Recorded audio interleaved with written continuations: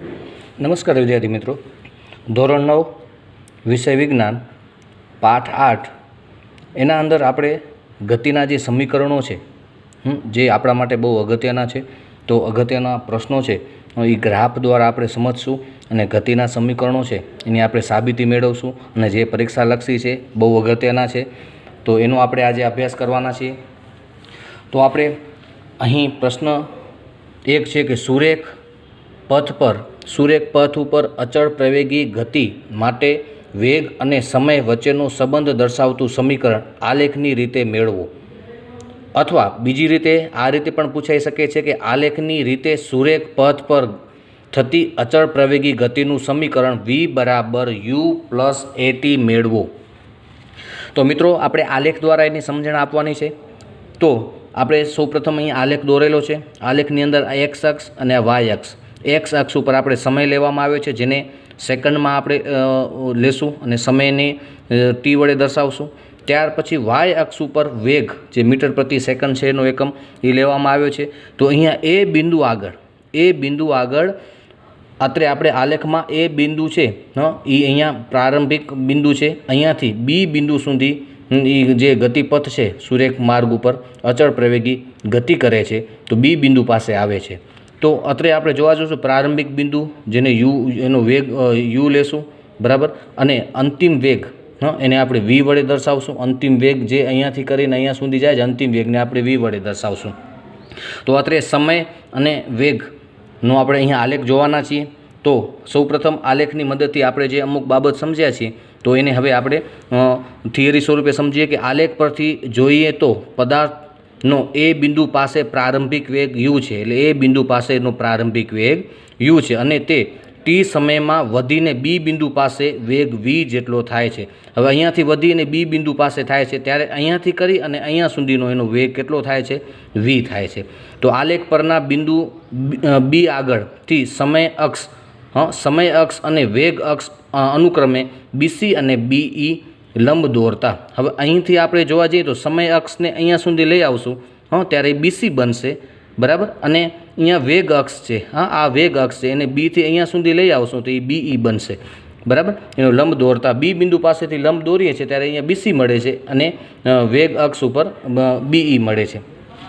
આગળ જોઈએ કે ઓ એ નો પ્રારંભિક વેગ u છે, ઓ એ આ ઓ છે અને એ છે, આ પ્રારંભિક વેગ કેવો છે? u છે, અને બીસીનો અંતિમ વેગ v છે। બી અહીંયા બિંદુ છે અને સી બિંદુ અહીંયા છે, એનો અંતિમ વેગ કેટલો છે? v છે, v દર્શાવેલ છે। તેમજ ઓસી એ સમય t દર્શાવે છે, ઓ અને સી આ છે એ સમય t દર્શાવે છે, બરાબર। તમારી સામે આલેખ પણ મેં મૂક્યો છે, બરાબર, એના મદદથી સમજવું બહુ સરળ રહેશે।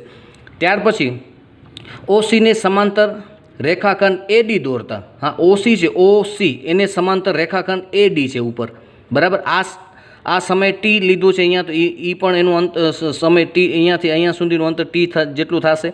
તો આગળ વધીએ કે ઓસી એટલે કે ઓસી બરાબર એડી, કારણ કે એને સમાંતર છે અને અંતર પણ સરખું છે અને બરાબર ટી થશે, બરાબર। તેને સિમ્બોલિક ભાષામાં આપણે ટી વડે દર્શાવશું, બરાબર। હવે આગળ જોઈએ, હવે બીસી બરાબર બીડી પ્લસ ડીસી, ઓકે।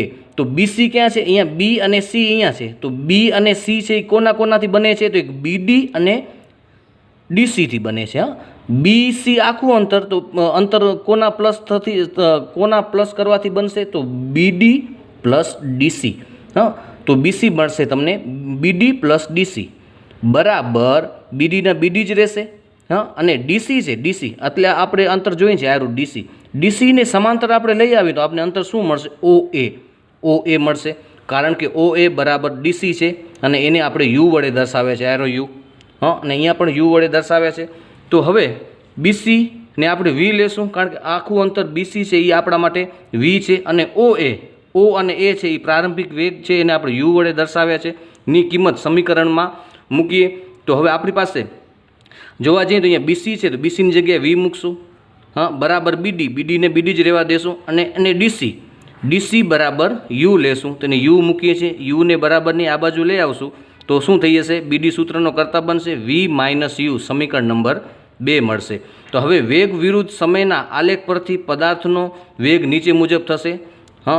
પ્રવેગ નીચે મુજબ થશે. તો પ્રવેગ અને આપણે એ વડે દર્શાવીએ છીએ. તો પ્રવેગનું સૂત્ર છે વેગમાં થતો ફેરફાર છેદમાં તેના માટે લાગતો સમય.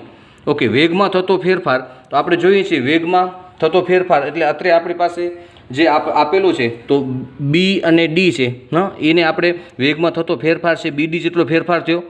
ઓકે, અને તેના માટે લાગતો સમય, એના માટે લાગતો સમય આપણા માટે એડી છે. એડી લાગતો સમય છે અને બીડી છે વેગમાં થતો ફેરફાર. ઓકે, તો હવે આપણે વેગમાં થતો ફેરફાર આપણે બીડી છેદમાં એડી લેશું. ઓકે, બીડીની કિંમત આપણી પાસે છે વી માઇનસ યુ, અને એડી તો આપણે અત્રે જોયું છે કે એડી છે એના બરાબર આપણે ઓસી લઈ શકીએ છીએ, એના બરાબર ટી મૂકવાના છે. તો બીડી છેદમાં એડી, બીડીને બીડી જ રહેવા દો, એડીની જગ્યાએ આપણે ઓસી મૂકશું કારણ કે અહીં ઓસી બરાબર એડી છે માટે. પરંતુ ઓસી બરાબર ટી મૂકતા કારણ કે અહીં ઓસી બરાબર એડી, એડી બરાબર પણ ટી, એટલે ટી મૂકવાના છે. તો માટે એના એ રહેવા દેશું, બીડીના બીડી રહેવા દેશું અને ઓસી બરાબર ટી લેશું. ટીને આના સાથે આપણે ગુણી નાખશું ત્યારે બીડી બરાબર એટી થાય, બીડી બરાબર એટી થશે અહીં. તો સમીકરણ 2માં સમીકરણ 1ની કિંમત મૂકશું. તો સમીકરણ 2 આપણી માટે કયું છે? આ રહ્યું બીડી બરાબર વી માઇનસ યુ. તો એના અંદર બીડીની જગ્યાએ આપણે એટી મૂકવાના છીએ. તો હવે આપણે સમીકરણ શું બનશે? તો વી માઇનસ યુ બરાબર એટી. તો યુને બરાબરની બીજી બાજુ લઈ જશું તો વી સૂત્રનો કરતા બનશે. તો આપણું સમીકરણ શું બનશે? આ બરાબરની બીજી બાજુ હશે એટલે પ્લસ થઈ જશે એટલે યુ પ્લસ એટી. તો આપણે અહીંયા ગતિનું સમીકરણ મળી ગયું જે વેગ સમય વચ્ચેનો સંબંધ દર્શાવતું સમીકરણ છે વી બરાબર યુ પ્લસ એટી. હવે મિત્રો આજે પ્રશ્ન બીજો લઈએ, ગતિનું સમીકરણ આપણે બીજું લઈએ છીએ. તો એ પ્રશ્ન શું કહે છે તો આપણે સમજી લઈએ કે સુરેખ પથ પર અચળ પ્રવેગી ગતિ માટે સ્થાન અને સમય વચ્ચેનો સંબંધ દર્શાવતું સમીકરણ આલેખની રીતે મેળવો. અથવા આ રીતે પણ પૂછી શકે પરીક્ષામાં કે આલેખની રીતે સુરેખ પથ પર થતી અચળ પ્રવેગી ગતિનું સમીકરણ એસ બરાબર યુટી પ્લસ 1/2 એ ટીનો વર્ગ મેળવો. તો મિત્રો આ પણ આપણે આલેખની રીતે સમજશું. આલેખ આપણે બાજુમાં મેં દોરીને તમને સમજાવવાનો પ્રયત્ન કર્યો છે. તો સુરેખ પથ પર એક દિશામાં એ જેટલા અચળ પ્રવેગથી ગતિ કરતો પદાર્થ ટી જેટલા સમયમાં એસ જેટલું અંતર કાપે છે. બીજો મુદ્દો છે પદાર્થે કાપેલું અંતર વેગ સમયના આલેખ એ બી અને સમય અક્ષ વડે ઘેરાયેલા પ્રદેશના ક્ષેત્રફળ ઓ એ બી સી જેટલું હોય છે. એટલે કે આપણે અત્રે મિત્રો જોઈએ છીએ આલેખ આપણે સમય અને વેગ નો આપણે લઈએ છીએ એના મદદથી જે પ્રદેશ ઘેરાય છે તો કયો પ્રદેશ ઘેરાય છે? જોજો ઓ એ બી અને સીથી ઘેરાયેલો પ્રદેશ છે. એ પ્રદેશ છે એ પદાર્થે કાપેલું અંતર એસ નીચે મુજબ આપણે શોધી શકશું. તો પદાર્થે કાપેલું અંતર એસ બરાબર સમલંબ ચતુષ્કોણ ઓ એ બી સીનું ક્ષેત્રફળ એટલે કે ઓ એ બી સી જે ચતુષ્કોણ બને છે એ સમલંબ ચતુષ્કોણ બને છે. પણ સમલંબ ચતુષ્કોણની અંદર પણ આ એક લંબચોરસ બને છે અને આ કાટકોણ ત્રિકોણ બને છે. તો આપણે એનું મૂલ્ય શોધવા માટે કાપેલું અંતર એસ શોધવા માટે તો આપણે સમલંબ ચતુષ્કોણની અંદર એક લંબચોરસ અને ત્રિકોણ બને છે. તો આપણે એ બંનેને ભેગા કરી અને સમલંબ ચતુષ્કોણનું ક્ષેત્રફળ શોધશું. એટલે કે લંબચોરસ ઓ એ ડી સી લંબચોરસ બનશે અને પ્લસ કાટકોણ ત્રિકોણ બને છે અહીંયા એ ડી બી. બરાબર, એ ડી બી કાટકોણ બને છે પણ આપણે ત્રિકોણને એ બી ડી પણ લઈ શકશું. એનું બંનેનું ક્ષેત્રફળનો આપણે સરવાળો કરશું તો આપણે મળી જશે.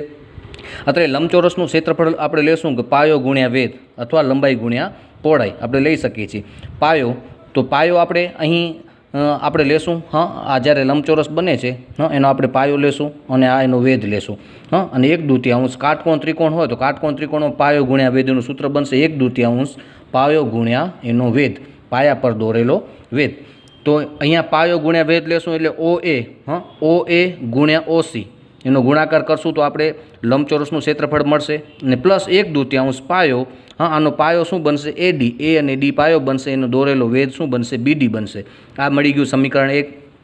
હવે અહીં ઓ એ, કારણ કે અહીં આપણે જોવા જઈએ તો પ્રારંભિક વેગ એનો યુ છે અને અંતિમ વેગ એનો અત્યારે આપણે જોવા જશું તો બીડી છે એ આપણે એટી લેશું કારણ કે અગાઉનું આપણે સમીકરણ જોયું તો એના અંદર બીડી બરાબર આપણે એટી લીધા હતા એને અહીંયા ડાયરેક્ટ આપણે સ્વીકારી લેશું.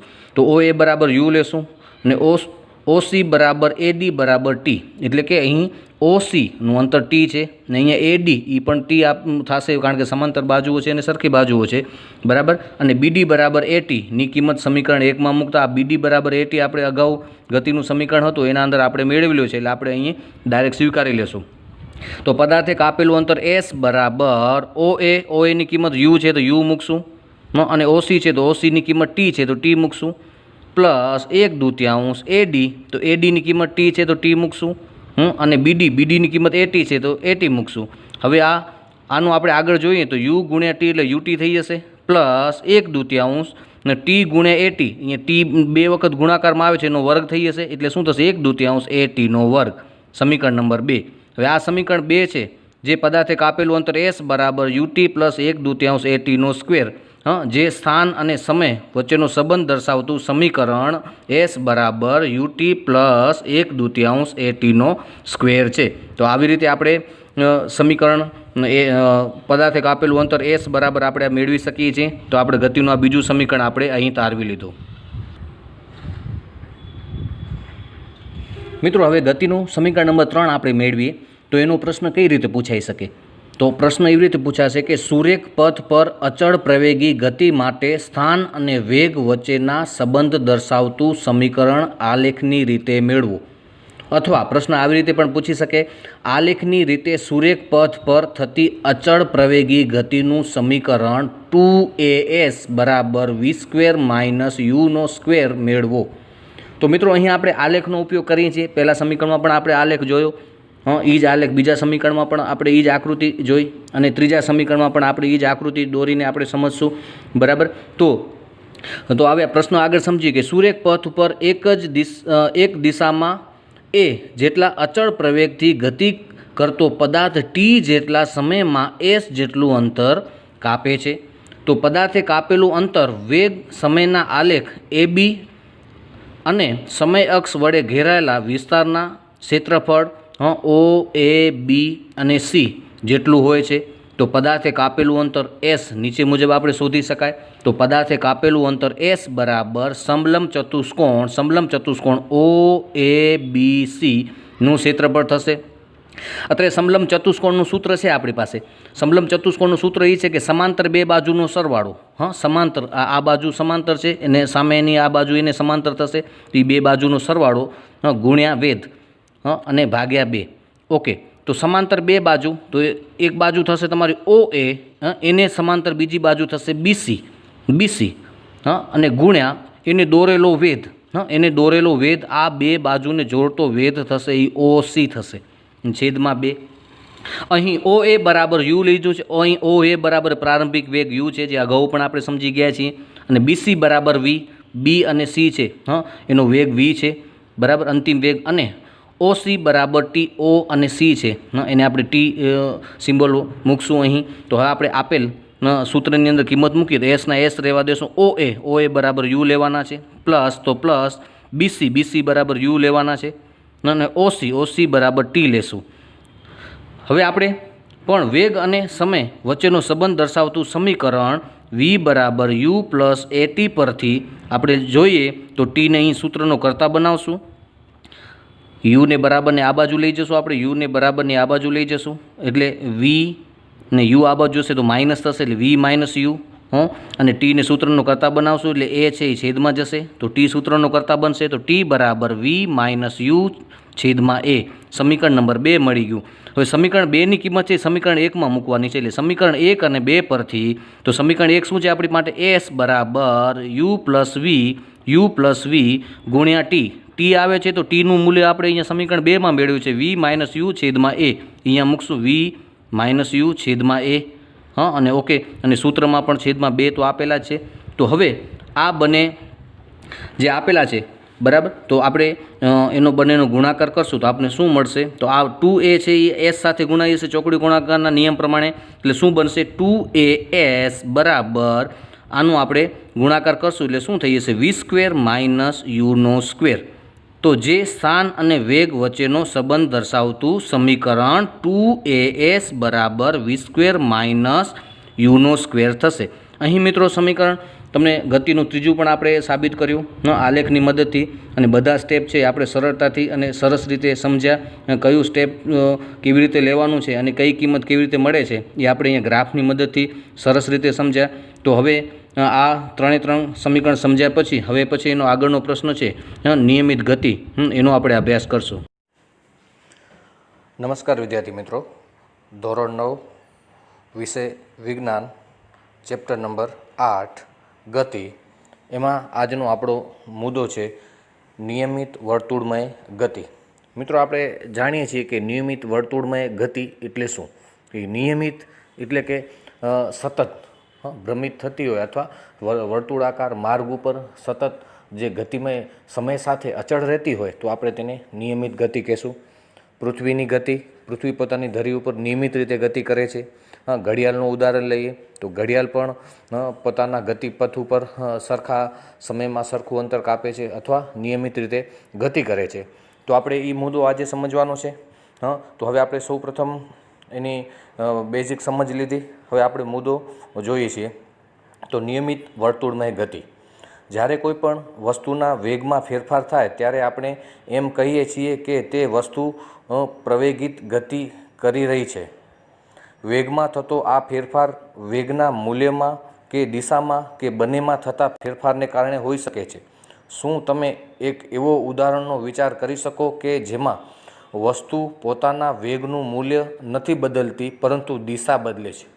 અત્રે આપણે મિત્રો જોઈએ છીએ કે અહીં આપણે આકૃતિ દોરેલી છે. પેલી લંબચોરસની છે, લંબચોરસ ગતિપથ છે, જેના મદદથી એથી બિંદુ બી તરફ જાય છે સુરેખ માર્ગ ઉપર, બીથી સી તરફ સુરેખ માર્ગ ઉપર જાય છે, અને સીથી ડી તરફ અને ડીથી એ તરફ. એટલે એનો ગતિપથ છે એ લંબચોરસ બને છે. એવી જ રીતે બાજુમાં બી છે, ષટકોણ ગતિપથ. તો એના અંદર પણ ષટકોણ આકારના ગતિપથ માર્ગ છે એ આપણે જોઈ શકીએ છીએ. એના અંદર એરો મારેલો છે. તો એથી બી, બીથી સી, સીથી ડી, ડીથી ઈ અને ઈથી એફ. એવી રીતે અષ્ટકોણ ગતિપથ આપણે આપેલો છે. એના અંદર પણ બિંદુ એથી બી, બીથી સી, સીથી ડી, ડીથી ઈ અને ઈથી એફ અને એફથી જી, જીથી એચ અને એચથી એ. આ આખો માર્ગ અષ્ટકોણ ગતિપથ છે. અને એના પછી ડી છે એ વર્તુળાકાર ગતિપથ છે, જેના અંદર એ વર્તુળમય ગતિ કરે છે. તો આપણે અલગ અલગ ઉદાહરણ જોયા, બરાબર. એથ્લેટની જુદી જુદી આકારના બંધ ગતિપથો પરની ગતિ બતાવેલ છે. એથ્લેટ એટલે દોડવીર છે, જ્યારે દોડે છે ત્યારની એના જે ગતિપથના જે અહીં આપણે બતાવ્યું છે લંબચોરસ, ષષ્ટકોણ, અષ્ટકોણ અને વર્તુળાકાર. તો એ પ્રમાણે એ વર્તુળમય ગતિના ઉદાહરણ દ્વારા આપણે સમજણ એ મેળવી શકીએ કે જ્યારે દોડવીર દોડે છે ત્યારે વર્તુળમય સ્વરૂપે ગતિ કરશે. અને બીજું કે ઘડિયાળ ઉપરાંત આપણે જો ઉદાહરણ લેવું હોય તો આપણે એક દોરીની અંદર પથ્થર બાંધી અને આપણે એને ફરાવીએ છીએ તો એ પણ એક વર્તુળમય ગતિ કરે છે. તો આ આપણે ઉદાહરણો આકૃતિમય જોયા. હવે આપણે થોડુંક આગળ એની સમજણ લઈ લઈએ કે કોઈ બંધ માર્ગ પર ગતિ કરતી વસ્તુનું ઉદાહરણ ધ્યાનમાં લો. આકૃતિ 8.9 એમાં એક એથ્લેટ એટલે દોડવીરની ગતિનો લંબચોરસ ગતિપથ ABCD દર્શાવ્યો. ધારો કે એથ્લેટ ગતિપથના સીધા ભાગો AB, BC, CD અને DA પર એક સમાન વેગથી ગતિ કરી રહ્યો છે. તે પોતાની ગતિપથ પર જ રાખવા માટે ખૂણાઓ પાસે પોતાની ગતિની દિશા ઝડપથી બદલે છે. એક ચક્કર પૂર્ણ કરવા માટે તેણે કેટલી વાર પોતાની ગતિની દિશા બદલવી પડશે? એ સ્પષ્ટ છે કે લંબચોરસ ગતિપથ પર એક ચક્કર દરમિયાન તેણે 4 વખત પોતાની ગતિની દિશા બદલવી પડે છે. તો આપણે જાણીએ છીએ એથી બી સુધી પહોંચે છે, બી પાસેથી ત્યાં કાટખૂણો આવે છે, ત્યાં એ પોતાની ગતિ છે એ ઓછી કરે છે, અને ત્યાંથી પાછો વળી બીથી સી તરફ જાય છે, અને સી પાસે પહોંચે છે તો પાછો ત્યાં પણ પોતાની ગતિ છે એ બદલે છે, અને સીથી ડી તરફ જાય છે, અને ડી પાસે બિંદુ ડી પાસે પહોંચે છે તો ત્યાં પોતાની ગતિ છે એ પાછી બદલે છે, અને ડીથી એ તરફ આવે છે ત્યારે એ પાસે પોતાની ગતિ બદલે છે. તો આવી રીતે એ પોતાની જે ગતિપથ છે એ જે બિંદુ આગળ પોતે વળાંક લે છે ત્યાં પોતાની ગતિમાં ફેરફાર કરે છે.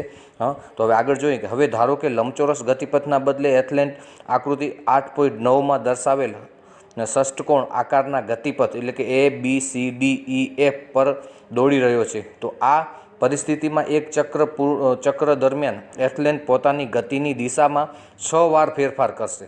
જો ગતિ પથ ષષ્ટકોણના બદલે અષ્ટકોણ હોય તો આકૃતિ 8.9 એના અંદર A, B, C, D, E, F, G અને H હોય તો શું થશે? તો આમ જોઈ શકાય છે કે ગતિપથની બાજુઓની સંખ્યા વધે તેમ એથ્લેટને પોતાની ગતિની દિશામાં કરવો પડતો ફેરફાર પણ વધે છે. જો આપણે અનંત સંખ્યામાં ગતિપથની બાજુઓ વધારીએ તો તે ગતિપથનો આકાર કેવો થાય? અને જો તમે આ પ્રકારે કરો છો તો તમે જોઈ શકો છો કે ગતિપથનો આકાર વર્તુળમય બની જાય છે અને દરેક બાજુઓની લંબાઈ ઘટીને બિંદુઓ બનશે. જો એથ્લેટ વર્તુળાકાર પથ પર અચળ મૂલ્ય ધરાવતા વેગથી દોડતો હોય તો તેમની ગતિમાં થતો ફેરફાર માત્ર ગતિની દિશા બદલાવાને કારણે જ થશે. આમ વર્તુળાકાર પથ પર દોડતો એથ્લેટ પ્રવેગિત ગતિનું ઉદાહરણ છે. આપણે મિત્રો જોઈએ છીએ કે વર્તુળમાં ગતિ હોય તો એમાં સતત કોન્સ્ટન્ટ દોડી શકે છે. અને જ્યારે લંબચોરસ હોય, ષષ્ટકોણ હોય, અષ્ટકોણ હોય તો ત્યાં એને પોતાની ગતિમાં એને ફેરફાર કરવો પડે. કારણ કે ફેરફાર ન કરે તો ત્યાં એને જ્યારે વળાંક લેવાનું હોય ત્યાં એ પોતે સરળતાથી વળાંક નહીં લઈ શકે.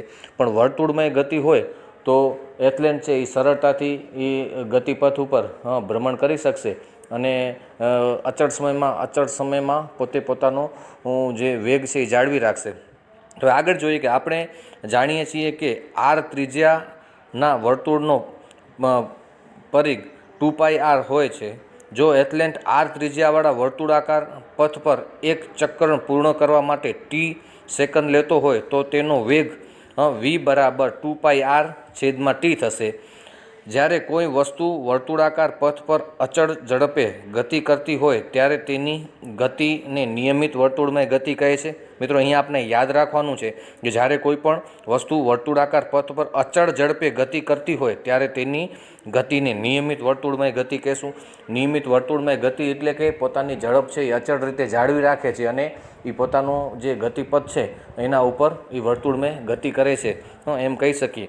જો વર્તુળમય ગતિ ન હોય તો તેના વેગમાં એને ફેરફાર કરવો પડે અને વેગમાં ફેરફાર થાય તો તેની ઝડપ પણ ઘટે છે અને અથવા ઝડપ પણ બદલાય છે. પણ વર્તુળમય ગતિમાં પોતે અચળ ઝડપે ગતિ કરતો હોય ત્યારે તે ગતિને નિયમિત ગતિ કહે છે. તો આ નિયમિત ગતિ વિશે આપણે સમજણ લીધી. ત્યારબાદ એને આપણે પ્રવૃત્તિ દ્વારા સમજીએ. તો આપણી પાસે અહીં એક આકૃતિ દોરેલી છે. તો દોરીને એક ટુકડો લઈ તેના કોઈ એક છેડે પથ્થરનો નાનો ટુકડો બાંધો. દોરીના બીજા છેડાને પકડી અને પથ્થરને અચળ ઝડપથી વર્તુળાકાર પથ પર ગતિ કરાવો. જે આકૃતિ 8.10માં દર્શાવેલ છે. તો આપણે કેવી રીતે વર્તુળમાં ગતિ બને છે એનું ચિત્ર પણ અહીં મૂકેલું છે અને આપણે પણ આવો પ્રયોગ ઘરે પણ કરી શકીએ. દોરીની એક છેડે પથ્થર બાંધી અને બીજો છેડો આપણે પકડી અને એને ફરાવી તો એ વર્તુળમાં ગતિ કરે છે. એવો નાનો સરખો આપણે પ્રયોગ પણ ઘરે કરી શકીએ છીએ. તો વેગ અચળ મૂલ્ય સાથે વર્તુળ પથ પર ગતિ કરતા પથ્થરની ગતિ દર્શાવેલી છે આકૃતિમાં. હવે જોઈએ કે હવે દોરીનો પથ્થર સહિત છોડી દો. શું તમે કહી શકો છો કે દોરી છોડ્યા બાદ પથ્થર કઈ દિશામાં ગતિ કરશે? આ પ્રવૃત્તિનું વારંવાર પુનરાવર્તન કરી અને વર્તુળાકાર પથના જુદા જુદા બિંદુઓ પાસેથી પથ્થરને છોડો અને જુઓ કે પથ્થરની ગતિની દિશા સમાન છે કે નહીં. અત્યારે આપણે એટલું તો જરૂર કહેશું કે પથ્થર વર્તુળમાં ગતિ કરે છે પરંતુ જો વર્તુળમાં ગતિ કરતો પથ્થર જો વર્તુળાકાર માર્ગમાંથી ભ્રમિત થઈ જાય એટલે કે વિચલિત થઈ જાય તો તે જે આપણે કેન્દ્ર સાથે જોડેલ દોરી છે અથવા ત્રિજ્યા કહીએ એને તો ત્યાંથી કાટખૂણો બનાવી અને પથ્થર છે જે બિંદુ આગળથી છોડવામાં આવશે એ બિંદુ આગળ કાટખૂણો બનાવી અને એ આગળ ગતિ કરશે. તો એની આગળ હજી સમજણ લઈએ કે જો તમે ધ્યાનપૂર્વક જોશો તો તમને પણ દેખાશે કે પથ્થરને મુક્ત કરતાં તે વર્તુળાકાર પથ પર તે બિંદુ પાસે સ્પર્શકની દિશામાં સુરેખ પથ પર ગતિ કરે છે. અને કારણ કે જ્યારે પથ્થરને છોડવામાં આવે ત્યારે તે ક્ષણે તે જે દિશામાં ગતિ કરતો હોય તે જ દિશામાં ગતિ ચાલુ રાખશે. પણ આ દર્શાવે છે કે જ્યારે પથ્થરને વર્તુળ ગતિ કરવામાં આવે ત્યારે દરેક બિંદુ પાસે તેની ગતિની દિશા બદલાય છે. દરેક બિંદુ આગળ ગતિની દિશા બદલાશે અને જે બિંદુ આગળ એને મુક્ત કરવામાં આવશે તો એ દિશામાં એ સુરેખ માર્ગ ઉપર ગતિ કરશે. સુરેખ માર્ગ એટલે સીધી એ રેખામાં એ ગતિ કરશે અને વર્તુળાકાર માર્ગમાંથી વિચલિત થશે એટલે સીધી રેખામાં ગતિ કરશે, બરાબર. એ આપણે અહીં સૂચવે છે. જ્યારે કોઈ એથ્લેટ એટલે કે રમતવીર રમતગમતની હરીફાઈમાં ઘોડો કે ચક્ર ફેંકે છે ત્યારે તે ઘોડા કે ચક્રને હાથમાં પકડી અને પોતાના શરીરને ગુમાવી અને વર્તુળાકાર ગતિ આપે છે. તો ઈચ્છિત દિશામાં એકવાર છૂટ્યા બાદ તે ઘોડો કે ચક્ર તે જ દિશામાં ગતિ કરે છે જે દિશામાં તે છૂટતી વખતે ગતિ કરતો હોય. તો આ બરાબર તે જ પ્રકારે છે જેની ચર્ચા આપણે પ્રવૃત્તિમાં પથ્થરના માટે વર્ણન કરેલું હતું. વસ્તુઓની નિયમિત વર્તુળ ગતિના ઘણા બધા પરિચિત ઉદાહરણો છે, જેમ કે ચંદ્ર તેમજ પૃથ્વીની ગતિ. પૃથ્વીની ચારે તરફ વર્તુળાકાર કક્ષામાં પરિક્રમણ કરતો ઉપગ્રહ વર્તુળાકાર પથ પર જ અચળ ઝડપથી ગતિ કરતો સાયકલ સવાર વગેરે. આપણે જોઈએ છીએ કે પૃથ્વી ઉપર આપણે ઉપગ્રહ મૂકીએ છીએ તો એ પણ પૃથ્વીની જે ભ્રમણ કક્ષા છે એમ એ વર્તુળાકાર ગતિ કરે છે અને પૃથ્વી નું નિરીક્ષણ કરે છે, બરાબર. તો ઉપગ્રહ પણ આપણે જોઈએ છીએ એ પણ વર્તુળમય ગતિ કરે છે, બરાબર. ને સાયકલ, તો સાયકલને પણ આપણે જો વર્તુળાકાર માર્ગ ઉપર ગતિ કરાવીએ, રસ્તાને પણ વર્તુળ આકાર હોય તો આપણે વર્તુળાકાર ગતિ કરાવી શકીએ છીએ. પરંતુ વર્તુળાકાર માર્ગમાં સતત જો એને ભ્રમણ કરાવીએ અને જો એમાંથી વિચલિત થઈ જાય તો આપણે અત્યારે જોયું એ પ્રમાણે જે બિંદુ આગળથી વિચલિત થાય છે ત્યારથી સુરેખ માર્ગ ઉપર ગતિ કરશે. તો આ આપણે ચીચુડો પણ જોયો હશે. ચીચુડો પણ ગોળ ગોળ, ચકડોળ પણ ગોળ ગોળ જ્યારે એ ભ્રમણ કરતું હોય એમાંથી કદાચ કોઈ પણ વસ્તુને આપણે મુક્ત કરી અથવા એને ત્યાંથી ફેંકવામાં આવે અથવા છોડી દેવામાં આવે તો તે સુરેખ માર્ગ ઉપર ગતિ કરશે. તો અત્રે આપણે ઉદાહરણ નિયમિત ગતિના આપણે જોયા, બરાબર. નિયમિત ગતિમાં વેગ છે એ અચળ રહે છે. જો નિયમિત ગતિ નહીં હોય તો વેગ અચળ રહેશે નહીં, તો સમય સાથે પણ એ બદલાશે. તો આપણે આ ઉદાહરણો જોયા. તો હવે આ ઉદાહરણો આપણે જોઈ અને આપણે આ ચેપ્ટરની અંદર શું શીખ્યા છીએ એનું થોડુંક આપણે સ્પષ્ટીકરણ લઈ લઈએ. તમે શું શીખ્યા? તો આપણે સૌ પ્રથમ ઉદાહરણની અંદર લેશું તો ગતિ એ સ્થાનમાં થતો ફેરફાર છે. તેનું વર્ણન કાપેલા અંતર અથવા સ્થાનાંતરના રૂપમાં કરી શકાય છે. બીજો મુદ્દો લઈએ તો કોઈ વસ્તુની ગતિ નિયમિત કે અનિયમિત હોવાનો આધાર તેના વેગ અચળ છે કે બદલાય છે તેના ઉપર રહેલો છે. જો વેગ અચળ હશે તો એ ગતિને આપણે નિયમિત ગતિ કહેશું અને વેગ જો અચળ નહીં હોય તો બદલાતું હશે તો એને આપણે અનિયમિત ગતિ કહેશું. ત્રીજો મુદ્દો લઈએ કે વસ્તુની ઝડપ એટલે કે તેણે એકમ સમયમાં કાપેલ અંતર અને વેગ એટલે કે એકમ સમયમાં કરેલ સ્થાનાંતર છે. ત્યાર પછી ચોથો મુદ્દો લઈએ વસ્તુનો પ્રવેગ એટલે એકમ સમયમાં તેને વેગમાં થતો ફેરફાર છે. ત્યાર પછી પાંચમો મુદ્દો લઈએ વસ્તુની સમાન કે અસમાન ગતિ આલેખ દ્વારા દર્શાવી શકાય છે. વસ્તુની ગતિ છે આલેખ દ્વારા. આપણે ક્રિકેટ મેચમાં પણ આપણે જોતા હોઈએ છીએ કે રન રેટ પ્રમાણે, ઓવર પ્રમાણે એના રનનો પણ આપણે ગ્રાફ જોઈએ છીએ. બે ટીમ હોય તો બે ટીમ વચ્ચે જે ગ્રાફની મદદથી આપણે એનું અવલોકન કરી અને આપણે તારણ પણ કાઢી શકીએ છીએ, બરાબર. તો એવી રીતે ગ્રાફ દ્વારા પણ આપણે આવી રીતે ગતિને આપણે વર્ણવી શકાય છે. ત્યાર પછીનો મુદ્દો છે અચળ પ્રવેગી ગતિ કરતી વસ્તુની ગતિ નીચેના 3 સમીકરણો દ્વારા વર્ણવી શકાય છે. પહેલું સમીકરણ છે v બરાબર u પ્લસ at. બીજું સમીકરણ છે s બરાબર ut પ્લસ 1/2 atનો સ્ક્વેર. ત્રીજું સમીકરણ છે 2as બરાબર v square minus u square. આ 3 ગતિના સમીકરણો ઓલરેડી આપણે સરસ રીતે આલેખ દ્વારા આપણે સમજ્યા છે. તો આ સમીકરણો ઉપરથી પણ આપણે છે ગતિના પ્રકારો છે એનો આપણે અભ્યાસ સરળતાથી કરી શકીએ છીએ અને આલેખની મદદથી પણ આપણે સરસ રીતે ગતિના સમીકરણોનો આપણે અભ્યાસ કરી શકીએ છીએ. તો આ આપણા ગતિના ચેપ્ટરમાં આવતા તમામ મુદ્દાઓ છે આપણે આવરી લીધા છે. તો સરસ રીતે મુદ્દાઓ છે તમે સમજ્યા છો તો એને વ્યવસ્થિત રીતે તમે દ્રઢ કરી અને પરીક્ષાની અંદર તમારે સરસ રીતે લખવાનું છે. તો આ પ્રકરણની અંદર જે મુદ્દાઓ હતા અગત્યના એને આપણે આવરી લીધા છે અને બધાનું આપણે સરસ રીતે ઉદાહરણ સાથે સ્પષ્ટીકરણ આપેલું છે. તો હું આશા રાખું છું કે તમને જે આ બધું સમજાવ્યું છે એ તમને દ્રઢ થઈ જ ગયું હશે અને તમે પણ જે વસ્તુ તમને નથી ખ્યાલ આવ્યો તો એ તમે મને પૂછી શકો છો, બરાબર. અને આ મુદ્દો છે એ સરસ રીતે તૈયાર કરજો એવી આશા રાખું છું. નમસ્કાર, ધન્યવાદ, થેન્ક યુ, આભાર.